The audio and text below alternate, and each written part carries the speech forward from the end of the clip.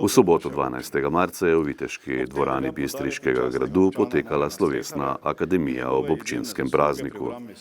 Na prireditvi so podelili tudi občinska priznanja za leto 2021. Naziv častni občan občine Slovenska Bistrica so posthumno podelili Marjanu Streharju za izjemne zasluge pri obrambi svobode in uveljavljanju suverenosti Republike Slovenije ter aktivno delovanje v veteranskih in domoljubnih organizacijah. Listino občine je prejel Norbert Jedlovčnik za zavzeto in angažirano delo na pedagoškem in družbenem področju in popularizacijo čebelarstva na Bistriškem.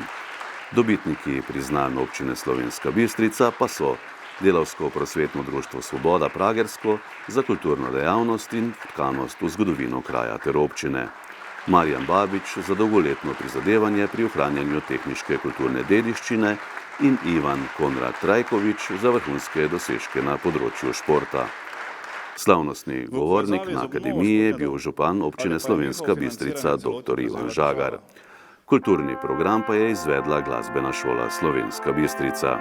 Celotni posnetek slovesne akademije v občinskem prazniku si boste lahko na Studiu Bistrica pogledali ta četrtek ter v soboto in v nedeljo.